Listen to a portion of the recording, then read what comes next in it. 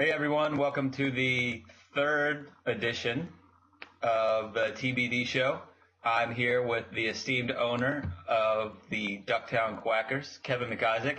We're going to be breaking down all of the waivers and trades since our previous show, which was last Wednesday, right? But before we dive into that, we have actually been called out by our favorite YouTube team, just a ramshackle of clowns this past week. One of which was John Hart. Kevin, what are your thoughts on the mentions we got this week from the preview? That show is turning into a circus, right? Absolutely. It used to be like just Barnum and Bailey, but now it's like Ringling Brothers. It's like all of a sudden there's like 5-6 people on the show. And I mean, I like that their secret weapon was to bring in B-Mac. Like that's Right. gonna end well. He had a he had a lot of good points. I mean, Well, I think he wrote some notes down in his phone because all they did was stare at their phone. You said that earlier. They were just like looking at their phones the whole time. Yeah, it was the weirdest thing. In fact, I think what I said to you was that I hope that's the last time I have to watch three guys crowd around a video camera for 15 minutes and look at their phones. It was just brutal. I feel like B-Mac was Ross and be like, "Hey, Ross, say this next," and then Ross would be like, "John, your turn." It was a mess. It was a mess all the way around. It was an absolute mess, but the one point that was driven home to us was the fact that maybe we haven't been fair to the Washington Woo-Woos. That was the takeaway. Yeah, the one thing you can't argue with is the fact that Johnny Boy sits at 5-1, the only team with 5 wins. He has a 4-week win streak. He looks to carry that into this upcoming week versus Andy and the Kindergarten Cops. Of course, that's already been broken down by the preview team. So what we actually here are going to do is break down some of the moves that John made throughout the year. And, the one that I think we caught the most flack for was your trade. So why don't you tell us what the pieces moving in that trade were? Well, why don't we back up, though, and start with the draft and look at, like, some of the moves? I mean, right off the bat, even before the draft, keeping Fred Jackson. That he caught a lot of flack for that, and it has definitely paid off for him. Yeah, that's a good point. I think that was, a 7th round keeper? I know I gave him a bunch of shit for it, because at the time it seemed really stupid. Fred Jackson's like 49, and he was like one of 7 running backs on the Bills that were supposed to get the ball. And, I think every year for the past half a decade, Fred Jackson's been told, he can't do it anymore. He can't do it anymore. But then, after the year that C.J. Spiller had last year, I mean, maybe it wasn't that crazy. I mean, we're talking about a 7th round keeper. Some of the other guys that went in the 7th round, just for reference, actually, it was a surprisingly decent round. But Kerry Robinson, Carlos Hyde, Steve Smith, Mike Wallace, Sammy Watkins, Lamar Miller. It was actually a pretty deep 7th round. It would be the 2nd round, yeah. Yeah, the 2nd round was brutal. The 3rd round was the worst, I think. But anyway, that's a whole nother topic. Well, let's look at John's picks, because then he made the trade. He traded his picks with me. Right. I gave him my not my 1st round pick. What was it? I moved him up in the 2nd round, and I got his 3rd rounder, I think. He ended up having 3 consecutive 2nd round picks. That's right. And they were right around like 24, 25, 26, right in that range. That's exactly what they were. And he went Julius Thomas, Antonio Brown, and Ryan Matthews.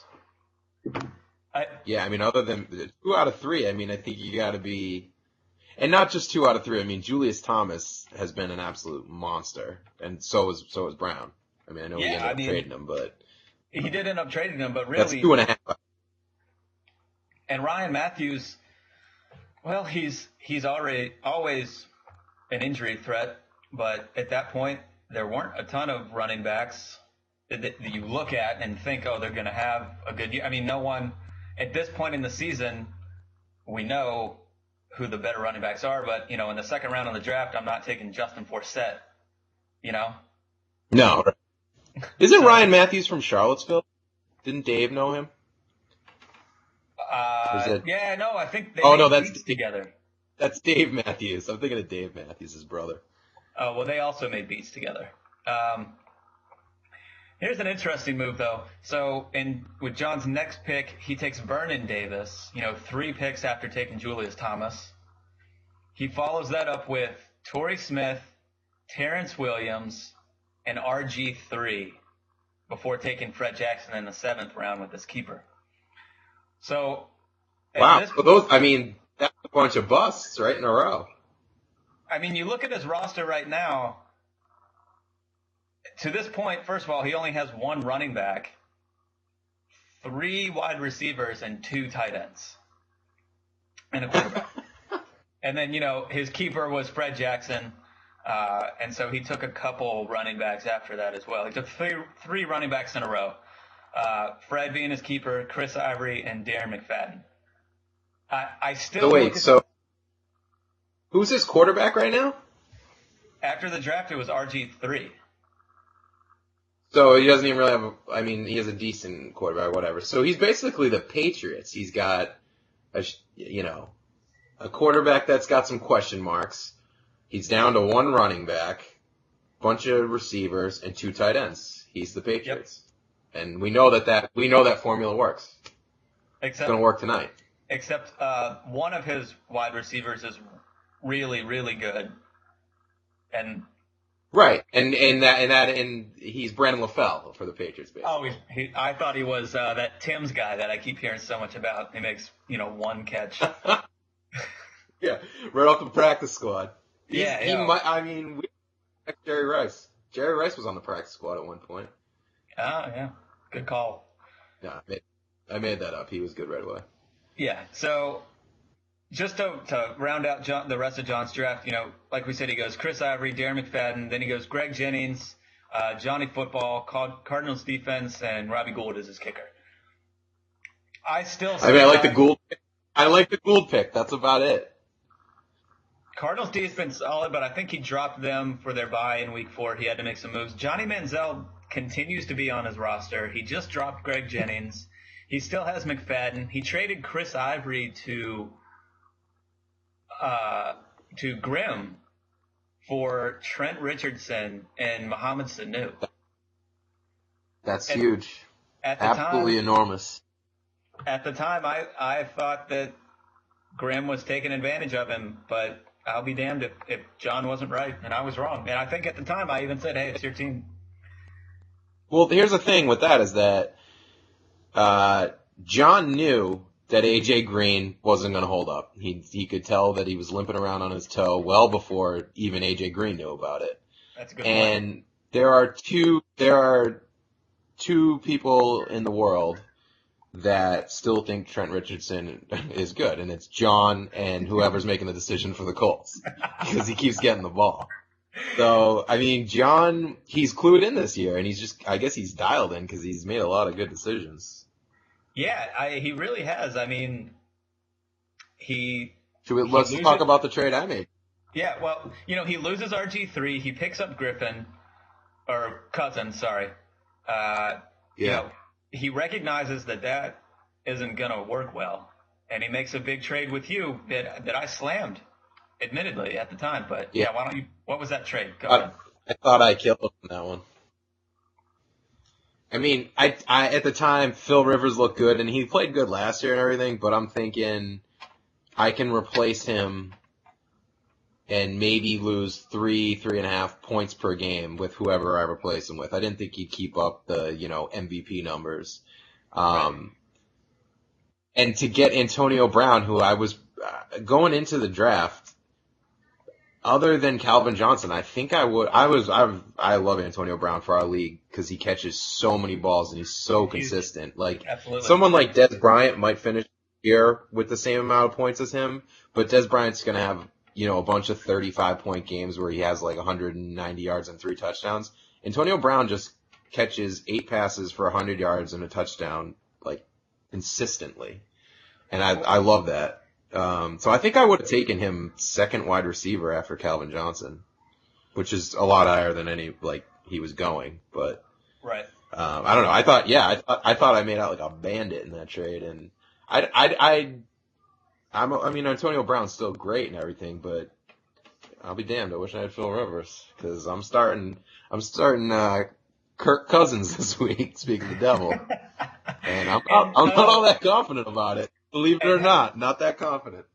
How great is it that you're starting Kirk Cousins, who just happens to be the quarterback that John dropped as a result of this trade? And to further that, I just picked up RG3 the other day. That's right. And I have an interesting take on that acquisition that we'll get to. But yeah, John, I guess the point is John's made some what look like to be crazy moves, and they've worked out for him, and his team produces week after week. I can't knock him anymore. My one big takeaway from him was the fact that he had by far had the fewest points scored against him. So I figured that, there would be some regression that would catch up, but it's not going to matter if he's putting up 140 points every week. And they say that defense is a good offense, and I think that's what he's doing right now. But you said a second ago that you can't knock him anymore, but I feel like we can knock him a little bit, because on their show, the recap show, I feel like it was a new John. He was a little cocky, right? John's always been a little self-deprecating, and he knows he's been sort of, kind of like the cellar dweller in our league, and he is, he's riding high right now. He was so focused this year. Great. Yeah, I think if I could give him one piece of advice, it'd be like, keep that eye on the prize, buddy. Keep that eye on the prize, because you're getting a little ahead of yourself. By the way, that was no pun intended with the eyes thing. Yeah. Good one. Real smooth there. John, I hope you are listening, because if there's anyone to give appropriate advice on talking too much shit and then your team falling apart, it's Sir Kevin McIsaac. Yeah. Well, yeah, what was it? The curse of the rant. Curse of the rant, and then even this year, you touted your team on this very show, and things haven't looked. I don't know if that was a curse. Great. I think what I'm doing is I'm brushing that curse off. That's that it's been there all along, and just kind of been waiting.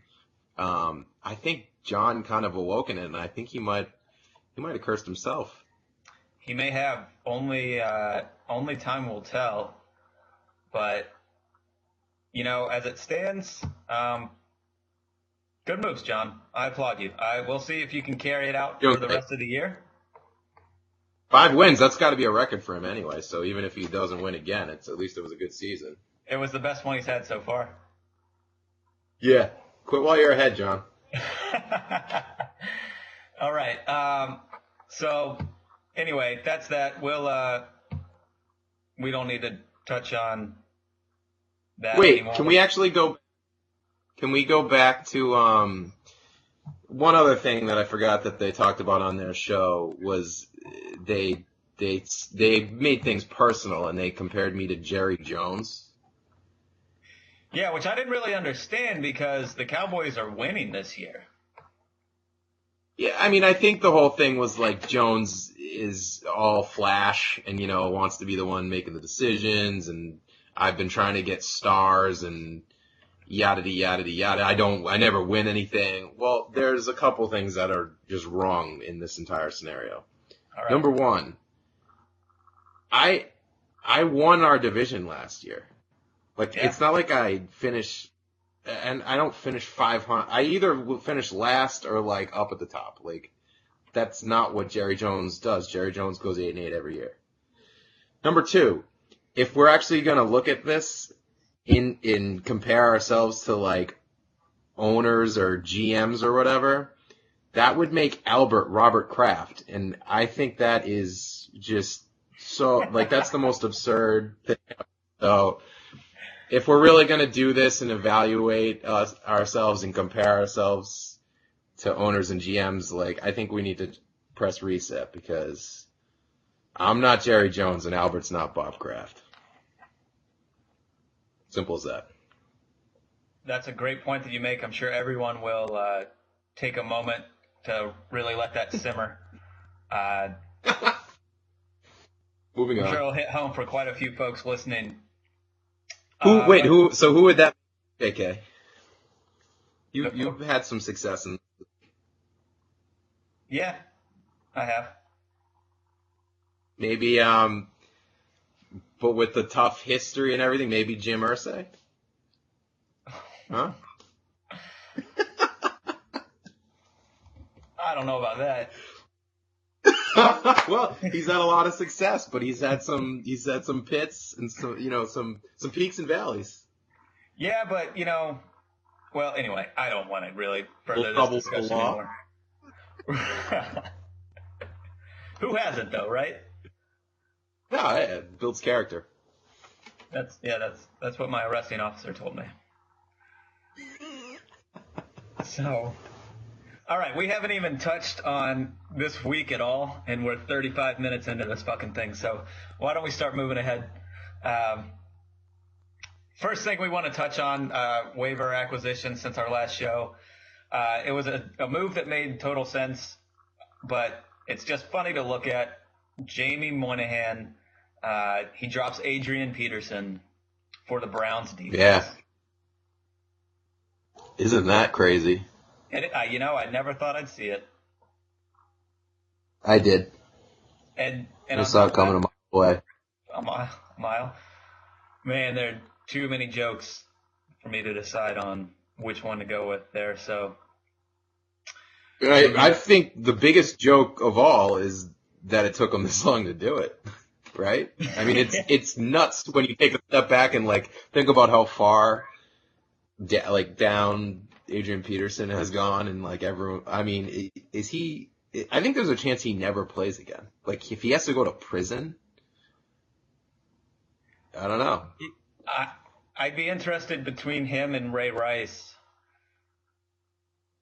Yeah, What NFL team is going to be willing, if Peterson is a year older, he's not he hasn't played in 14 months or whatever, to be like, yeah, we're gonna bring in Adrian Peterson, who isn't doing himself any favors with the comments he's making. I mean, he doesn't seem contrite or even seem to grasp like what he did wasn't right. So I don't know. I think there's a chance he never plays again. But I also can see why Jim was hesitant, because it's like, I don't know, it's just it just seems nuts. Like, oh, I'm just gonna let Adrian Peterson go. Like, I don't know, it's crazy. Well, and especially too, I mean, he invested so much in him. Also, I mean, that was a first round selection. Not to mention Jamie's other first round selection wasn't panning out so well. So, there's a little loss aversion there, I'm sure. But it would be interesting to see if Jim didn't take the riskiest strategy into the draft ever and going top heavy, like what he could do if he just did a standard draft with a first through 10th round pick, because he's really good at recovering from these devastating holes that he digs himself. Right. But if he didn't dig the hole to begin with, I don't know. I mean, he's made he did it 2 years in a row now. Where he's drafted really smart in later rounds. I mean, he obviously got incredibly unlucky, but I don't know. It'll be interesting to see if he'll do it for the fifth year in a row. Yeah, I mean, I think eventually it's got to pay off, right? So, Jim, if you're listening, I think next year's the year. Yeah, I agree. Yeah, definitely. All right. So, full steam ahead. You dropped Toby Gerhart, which is another one that we could put in the same boat as. Kind of surprising it took so long. I mean, yeah. He was Peterson's best friend too, I think, or at least they know each other. True. Yeah, well, part of the whole Gerhardt was a pride thing for me too, because I was very confident in him on draft night, and it might have been a little defensive because I caught a lot of shit when I picked him, and I made $100 bet with Jim that he'd run for 1,000 yards. I'm not sure if we specified how many. I don't think we specified that it would be in this season. I think it was my understanding that it would just be like career yards. Yeah. So I think I still got a shot at it, but he's still probably going to win that bet. Because he only runs for like 10 yards. I don't know if he's going to play 100 more games at 10 yards a game. Like, it's going to be tough. Yeah, I don't know. We'll see. That's going to be tough. But yeah. You also get your boy Dakeem Correa back, which was amazing, I thought. Yeah. That you were able to drop him, and then we announced it, and you got him back. I guess that goes to show you how many people are listening, huh?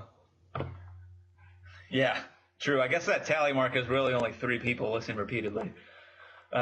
It said that like 30 people listened or something like that, but it must have just been us click and play over and over again. I think so. Refreshing the page. Yeah. I wonder how many unique visits. You picked up Denard Robinson as a speculative ad, but that wasn't long. I thought this was a good pickup by Albert. He drops Darren Reeves, the 8th string running back, and picks up Cecil Shorts for $1. Yeah. He threw Cecil Shorts into his flex spot this past week. I think he got him like 11 points, 13 points, something like that. That's pretty solid. I don't know if you can rely on that all season, but especially with his health, you never know.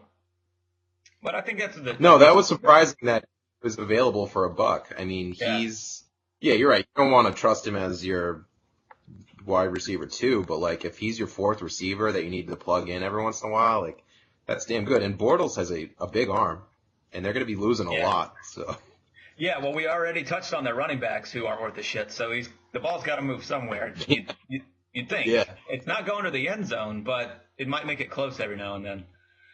Right. All right, then that puts us right up to the first trade since our last show.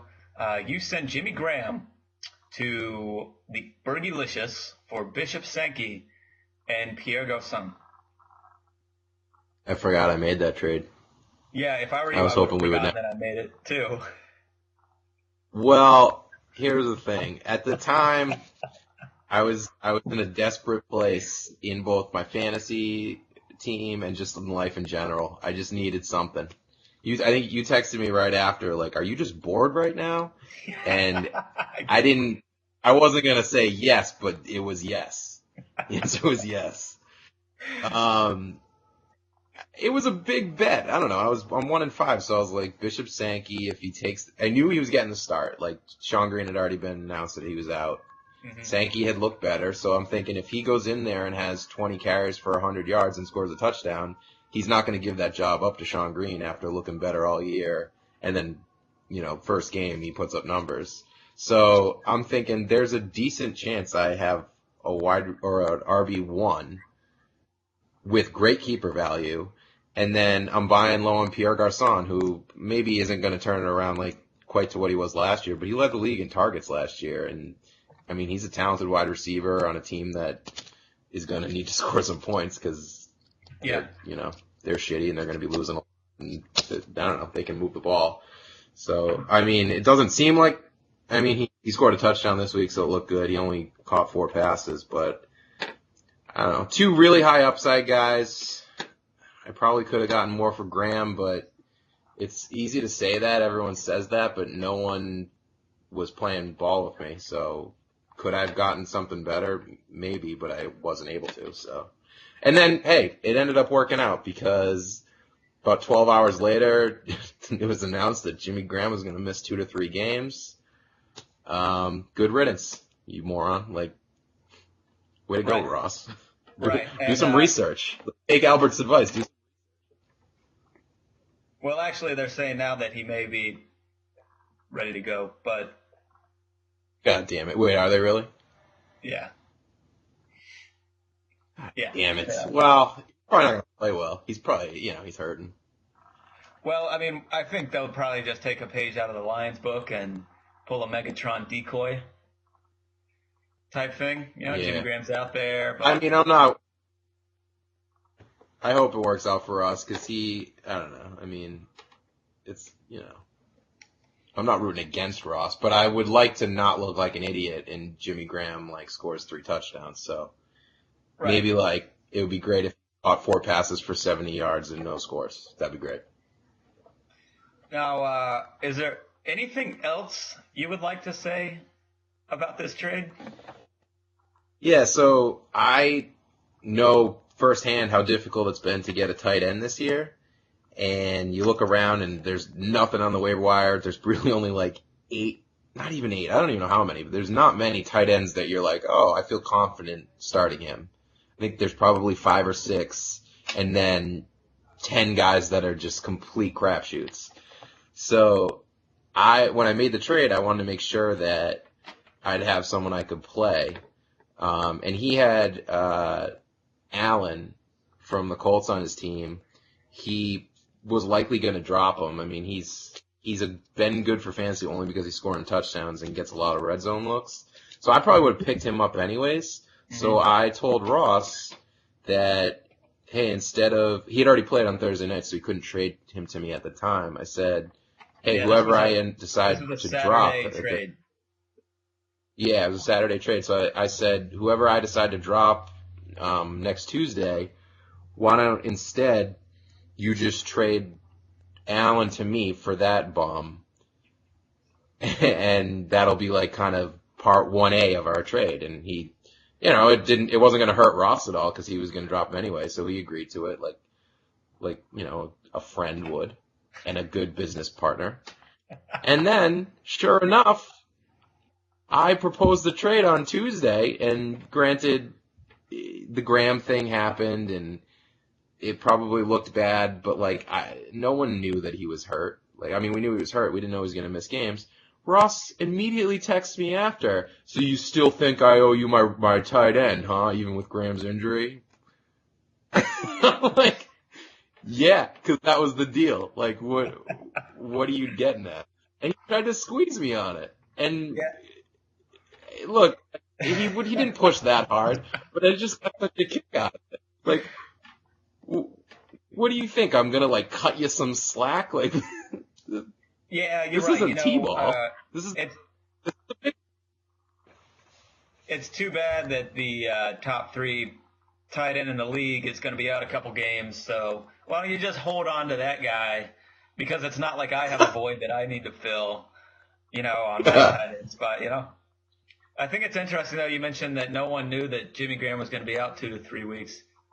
Except Ross, apparently, who made note of that when we discussed this particular trade, because I thought it was an interesting move that didn't really make sense for either team. I mean, obviously you're moving a big piece, but he was going into his bye week.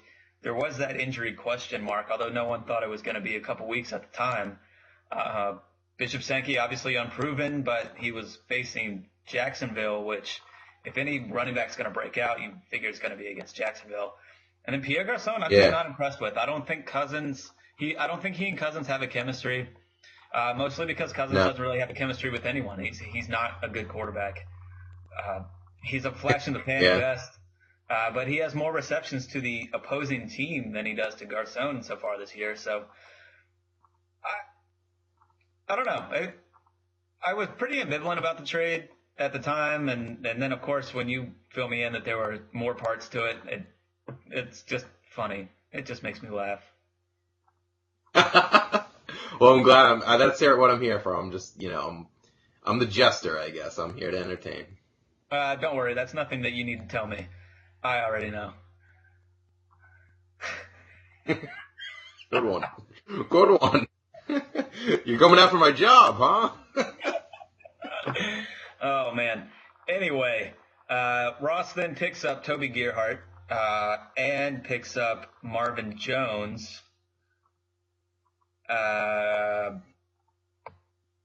Isn't Marvin Jones?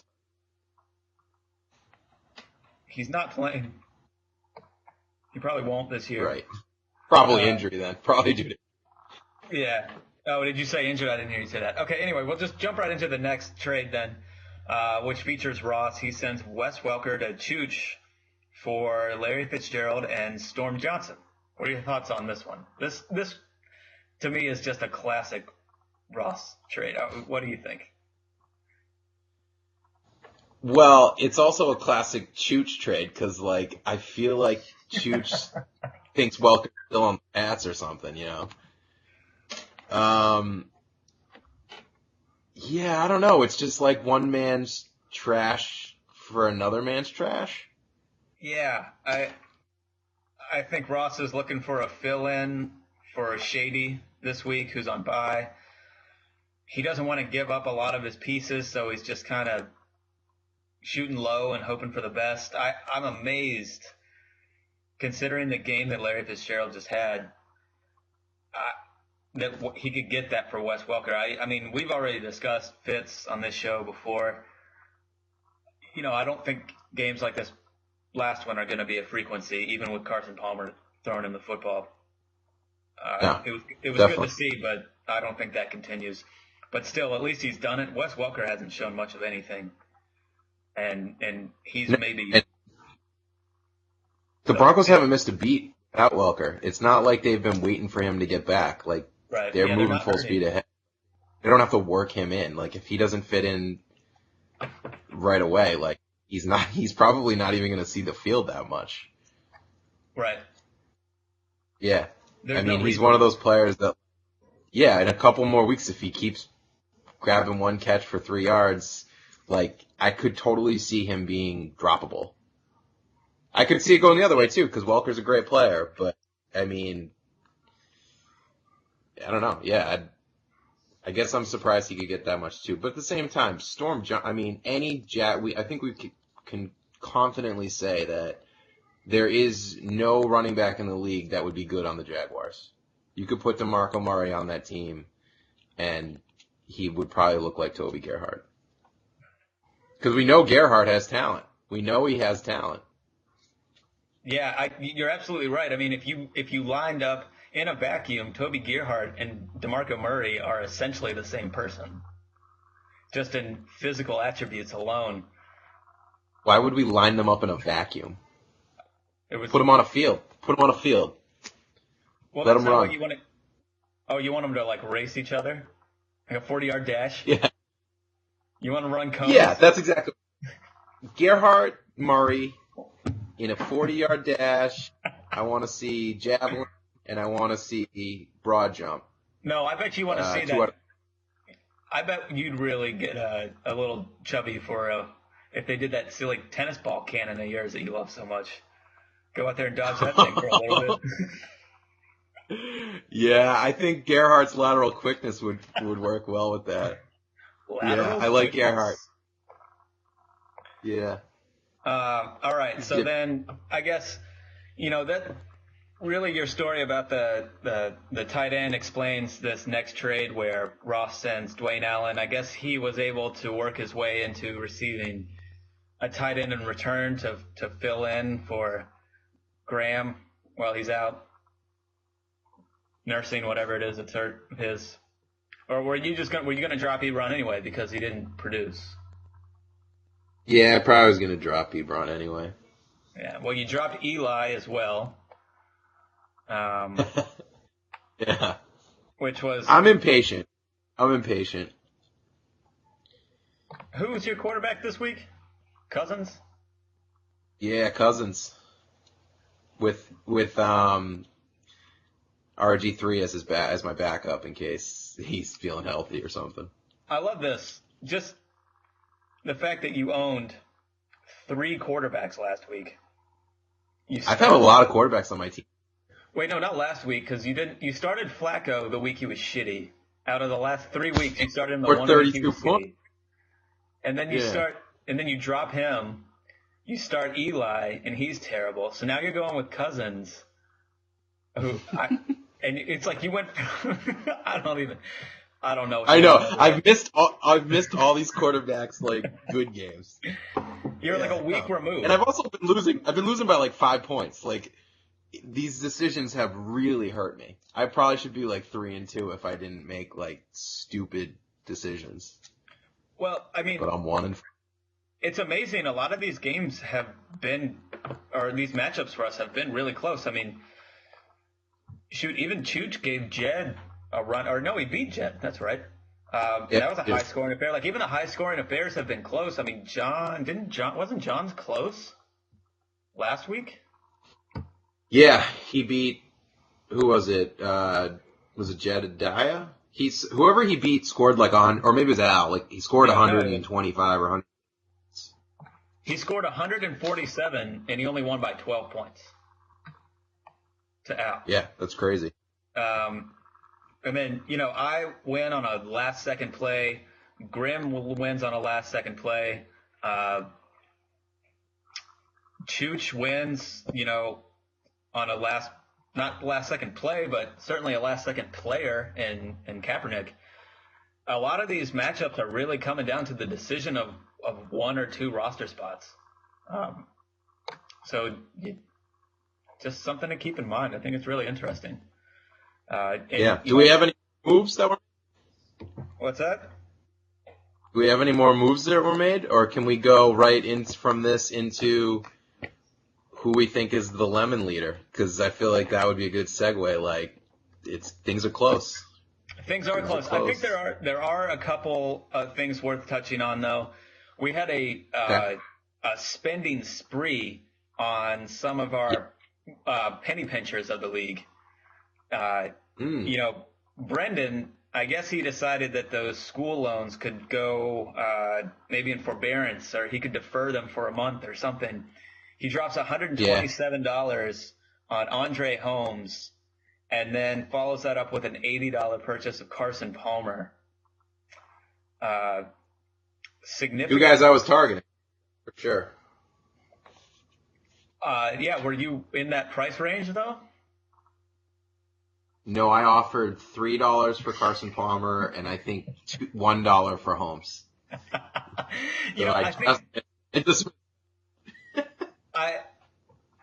And this goes back to a conversation you and I had several weeks ago about waivers and how, there are two different strategies, and it's really you pick up players immediately, or you save your money and wait till a mid-season pickup where you can throw excessive money at someone and know that you're going to get them because no one can afford to do that. Yeah. I don't know. I can see the strategy to both sides. I honestly think your waiver claims were a lot closer to the true value of these players than what they actually went for. I find it really difficult to know what someone's true value is. Like it's dependent on so many different things and circumstances. Like if Brendan really needed, and I don't know, I don't have his roster in front of me, but if he really needed Carson Palmer, then Carson Palmer might be worth $300 to him. But Carson Palmer would have been the 5th quarterback on my roster, so he's worth $1 to me. Well, I don't know. It's hard to just say this person's worth $50. It's all relative, but sure. I know what you're saying though. It looks. Palmer doesn't look that crazy to me for $80 because when he's good, he's really good, at least for fantasy. Yeah, but he has to be able to feel. And he's got arm. They said he was feeling good this week. He practiced all week. That just makes me nervous. We're talking about practice. We're talking about practice, but not practice. Jake, on the other hand, he finally drops Danny Woodhead, which I couldn't understand why he was still in his IR slot for the long. It was actually kind of pissing me off a little bit because there was no reason for it. He drops Danny Woodhead, picks up Bernie Pierce for 113. That's another one. I guess my point is that a bunch of these guys have kind of bounced on and off the waivers for weeks at a time. Yeah, look at. So maybe I'll retract what I said previously because I can confidently say that Bernie Pierce isn't worth over $100 when we've just finally found out that Forsett is the guy there. Right. Like, why are we spending money on Bernard Pierce now? Part of that has to do with the fact that I don't think there is anyone else. Yeah. Yeah, that's true. But still, I don't know. I don't know what the next highest bid on Bernie Pierce was, but I don't think it was triple digits. But granted, Jake had just lost some players, so he had to fill some spots, and he certainly isn't looking to trade, apparently. Yeah. John goes wacko for Flacco for $56. Flacco's brought in some money this year from the waiver wire. Yeah, he really has. He's done well for himself. Yeah. Well, he doesn't get that much.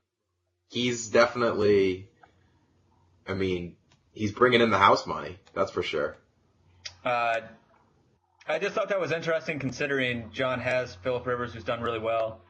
I guess Johnny's looking for a little insurance, but he now has 3 quarterbacks on his roster when you count Johnny Football, who's still there.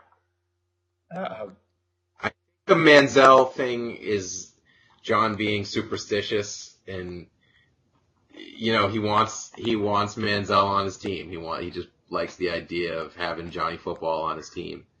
Do you think why mess with it if it's working? But that's a valuable roster spot, so I don't know. Yeah. It's insane. With that said, if he drops Manziel, I'll empty my bank account on him. So. I don't doubt that at all because you're certainly susceptible to making outrageous waiver claims. Jake picks up the Cowboys defense, drops the Panthers. $52 purchase. Okay, we're at an hour right now. You want to know what I'm worried about? No, I don't. The size of this file. I don't think we're going to be able to upload this. Yeah. Our production prowess is not up to par, or it's not even.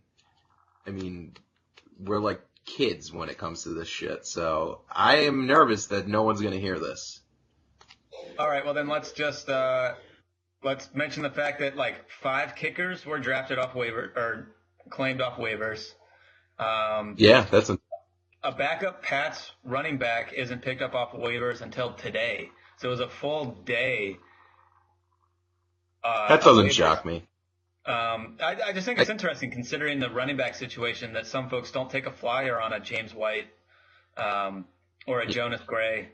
I mean, they've been down that road too many times with the Pats. I mean, maybe so. I was quick to get rid of Vereen, and maybe that was a mistake. The last trade is Vereen didn't even get that many carries after Ridley got hurt. Right. Like you just can't trust anything with them for fantasy. And I read a stat too where in the past Shane Vereen's only had like 2 games where he's had double-digit carries anyway. Yeah.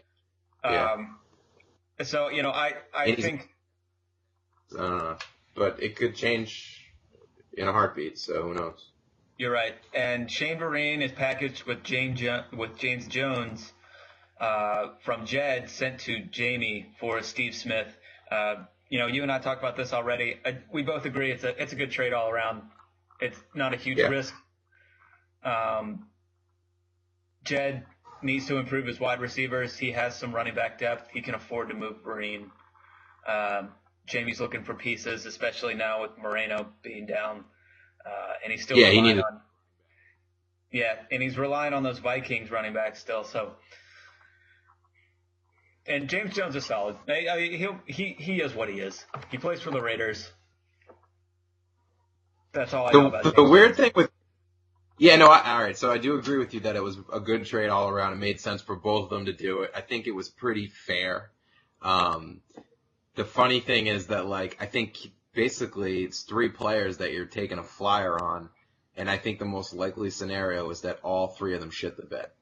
Which is fine because they would have shit the bed. They would have shit the bed on whatever team they were originally on. So if you trade for another guy that shits the bed, you got a shitty bed, no matter what. They definitely have some shitty beds. Yeah, the old shit bed. So I don't know, it's kind of an interesting trade, but it made sense to me. Yeah, me too. I think they're all winners. I agree. And, I'd like to see, maybe that's where the league's going, where we take, Flyers on smaller trades and they're not these big blockbuster things anymore. Because it's clear that people are valuing their major players a little bit closer with all these injuries. So, I don't know.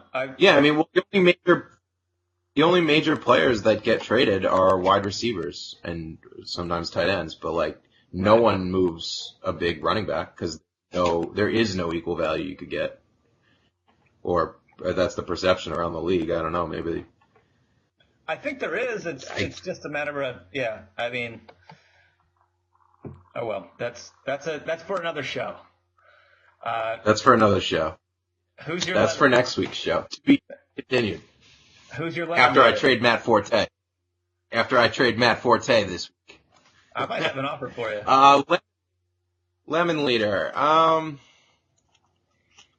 I want to say myself, just so I kind of reverse jinx it and I get going a little bit. But I'm not going to say myself because I still think I got something left in the tank, and I got Rashad Jennings coming back pretty soon. I'm going to, unfortunately, even though we spent a wonderful Sunday together this past week watching the Patriots and we had a grand old time, I'm going to say B-Mac. I think it's B-Mac. B-Mac. What about you? He's sitting at 1-5. He scored 567 points. You know what his problem has been? It's the same issue he has every year. He's drastically overvalues his players. I've been trying to get Hopkins from him all year long, and it's been. And I'm high on him. I think Hopkins is really talented. I think everyone realizes that. But he's put up low single digits the last 3 weeks, and BMAC had a chance to get a pretty good haul for him, and I was willing to pay him for him. And then also Andre Williams. It's he's the new sexy running back and hasn't done anything yet. And not only did he not play that well, I mean, the team sucked, so he didn't really get a fair shot. But, he wasn't really the featured back. He gave up carries to who was the backup running back or the Peyton Hillis? Yeah, Peyton Hillis, right. Toby Gerhardt. Whoever the hell it was. I thought it was Gerhardt out there. It was Hillis. Might as well be. Yeah, Toby so Gerhardt. I mean, I don't know. Yeah, we talk about me making poor decisions. BMAC's the king of poor decisions. Those mind erasers he's bought on poor decisions. I'll tell you that much. I'm actually going to go out on a limb here, and this honest to God has nothing to do with the fact that Jake and I couldn't get a trade worked out. He started off hot, but man, he's got Marshawn Lynch and then nothing. Yeah. Things have gone south quick. Yeah, and of course he loses some key players for the year. That certainly hurts. He's got a lot riding on the Seahawks, and they aren't looking great. They're not bad, but they're not looking great. I think it's a good thing for him struggling right now, though, because beginning of the season, especially after week 1, I thought they were going to be 14-2, have the number 1 seed wrapped up by week 14. Yeah. And if he's in first by a game and all of a sudden half his roster isn't playing, he would have been screwed. But they're going to have to fight for a playoff spot, or absolutely. at least for positioning. So, but yeah, I mean, I'm with you. The injuries are killing him, and 2 weeks ago he looked really strong, and all of a sudden we're talking about him as in contention for the Lemon Award. Yeah, how's that feel? I don't think it's going to be that bad, but just looking at it right now, if he doesn't make any moves and some of these players don't snap out of it, I think he may be in serious contention. I think he's also in contention. I don't know why I was just thinking of this. Probably because I want to think about anything other than this stupid podcast or whatever we're talking about. I think Jacob might be in contention for the most likely league member not to listen to this show. Oh, you're absolutely right. He's got a job where, like, I don't putting headphones in at work. I think he's on the phone all day. He's in New York City, so he's never in a car. He gets home. He has a wife. Yep. I don't think Jake's a podcast guy. What do you think? That's a good point. He's definitely the lemon leader. No doubt about it. That's what I was thinking of, talking about the lemon leader. That's what I was thinking about. Yeah. All right. Well, there you have it. That's the third edition of the TBD Show. That's all I got. Hour 10. Hour 10. Look at that. We're doing better, guys. We're doing better. Next week it's going to be 3 hours, 3 straight hours. And we're looking forward to that.